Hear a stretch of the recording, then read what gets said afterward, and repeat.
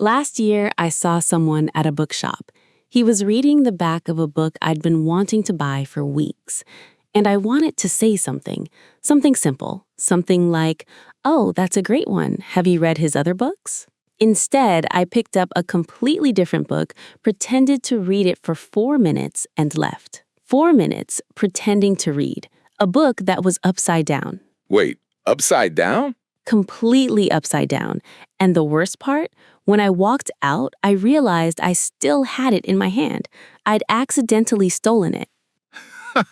You walked out of a bookshop with a stolen book because you were too nervous to say hello to someone? I returned it the next day with an apology to a very confused cashier. That is the most chaotic thing I've ever heard, and also extremely relatable. Today, we fix this for all of us. Welcome back to English with Ava. I'm Ava. And I'm Noah, and today we are talking about one of the most nerve-wracking moments in any language, walking up to someone you don't know and starting a conversation. In English, without it being weird, without running away, and definitely without accidentally stealing anything. We're covering 4 real situations today: a cafe, a social event, a class or gym, and yes, approaching someone you're actually interested in. Before we start, tell us in the comments, have you ever wanted to talk to someone and then completely talked yourself out of it? What happened? We want the stories. All of them, even the upside-down book ones, especially those. Right, let's go. Section 1. Why approaching someone in English feels so hard. Before we get into the phrases, let's name the actual problem, because it's not vocabulary, it's not grammar. You know enough words to start a conversation. You've been knowing enough words for years. So what is it? It's the gap, the 2-second gap between deciding to speak and actually speaking. In that gap, your brain starts running through every possible way it could go wrong. What if they don't want to talk? What if I say something strange?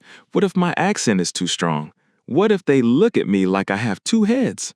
And by the time you finish that thought spiral, the moment is gone. They've moved, or you've moved, or you're pretending to read an upside-down book. The thing is, that gap is the same for everyone. Native speakers have it too. The difference is they've learned to act before the spiral finishes. So today, we're not just giving you phrases, we're giving you a system, a way to move before your brain talks you out of it. Think of it like this. You don't wait until you feel completely ready to jump in the pool. You just jump. The feeling of ready comes after. Same here. The confidence comes from doing, not from preparing perfectly.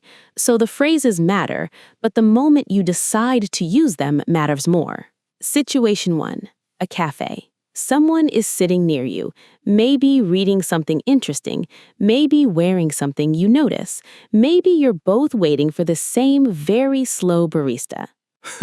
The very slow barista, universal experience. The golden rule for cafe approaches: comment on something real and shared, something you're both experiencing right now, not a compliment about their appearance, not something personal, just the moment you're both in. Like the weather, the wait, the music, the place itself. Exactly. Here are 3 openers that work every time. 1. This place is always worth the wait, right? 2. I've been coming here for a year and I still can't decide what to order. 3. Sorry, is that the matcha latte? I've been meaning to try it. That third one is interesting. You're asking a question about their drink. It's non-threatening, it's genuinely curious, and it gives them an easy answer. And here's the key. After they answer, you don't immediately talk about yourself. You follow their answer with one more question. Let's show it.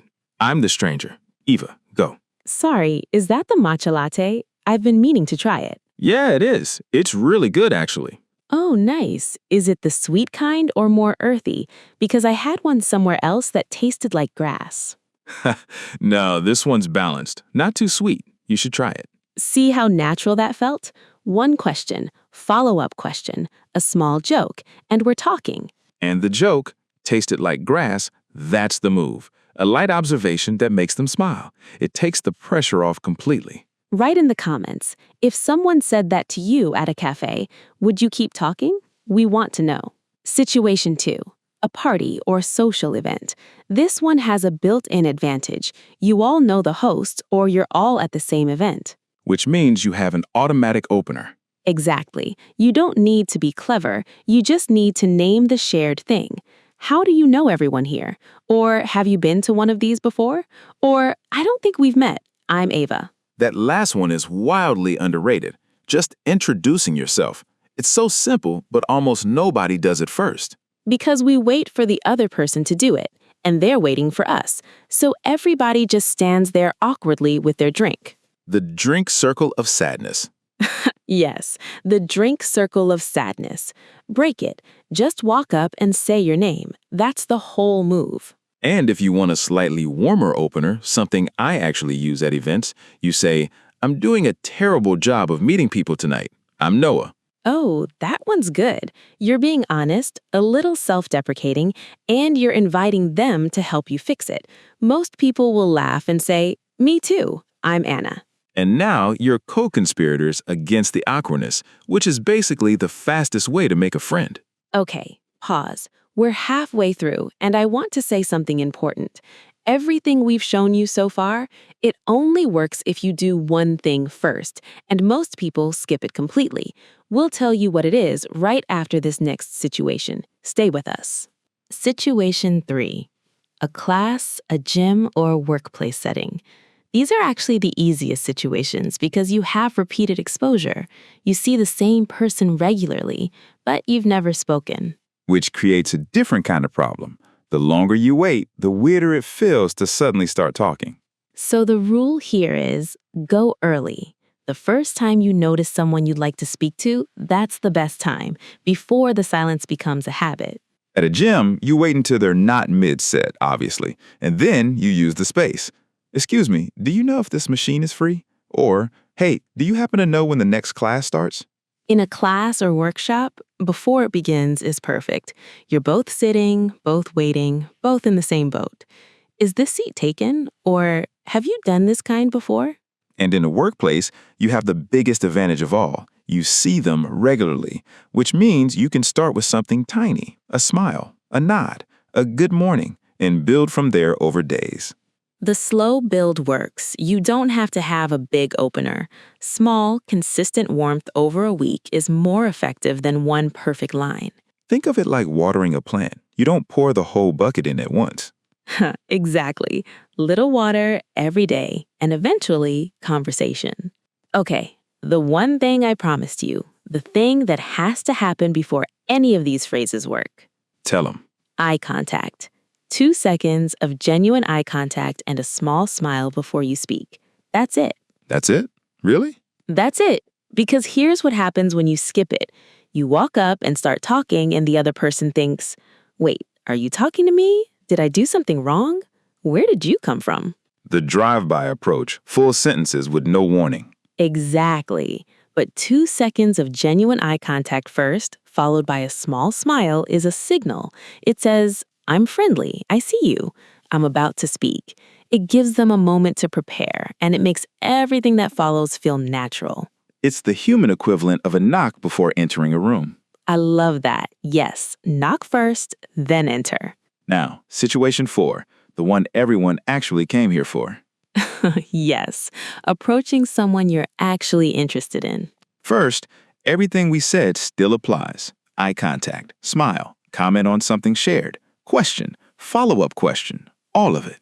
The difference is one thing. You stay a little longer in the conversation, and you look for a natural moment to make it personal. Personal, like Moving from the shared topic to something about them. You started with the matcha latte. Now you ask, "Do you come here often? What do you usually get? Are you a regular?" And if the conversation is flowing, you look for a natural exit line that leaves a door open. This is the most important phrase of this whole video. Write it down, say it out loud right now. The line is, "It was really nice talking to you. I hope we run into each other again." That phrase is perfect. It's warm. It's not desperate. It doesn't demand anything, but it makes your interest clear without pressure. And if they like talking to you, they might say, "Yeah, me too, actually. Can I get your number?" Or they might not, and that's okay too. Because the goal was never to get a specific outcome. The goal was to have a real conversation, and you did that. The result takes care of itself. Your job is just to show up, be warm, be genuine, and say something. Quick bonus before we wrap. 5 lines that work almost anywhere. Say them with us. 1. I don't think we've met. I'm Noah. 2. Sorry to interrupt. I just had to say, that looks amazing. What is it? 3. This might be a strange question, but do you happen to know a good place nearby for coffee? 4. I keep seeing you here. I should have said hello sooner. I'm Eva. 5. Honestly, I almost didn't say anything, but I'm glad I did. That last one, say it when you're wrapping up a good conversation. It's honest, it's a little vulnerable, and it's deeply charming. Because it shows you took a small risk, and people respect that more than you know. Let's recap. Before you speak, 2 seconds of genuine eye contact and a small smile. To start, comment on something real and shared, then one question, then a follow-up question. At a cafe, use the moment around you. At an event, just introduce yourself first. In a class or gym, go early before silence becomes a habit. With someone you're interested in, end with a line that leaves a door open. And the most important thing of all, move before your brain finishes the spiral. The window is small. Take it. Here's your challenge. This week, 1 moment, 1 person, 1 line. It doesn't have to be a big conversation. It just has to happen.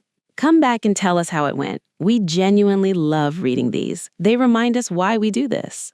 And if this helped you, share it with someone who needs it. You probably already know who they are. We'll see you in the next one.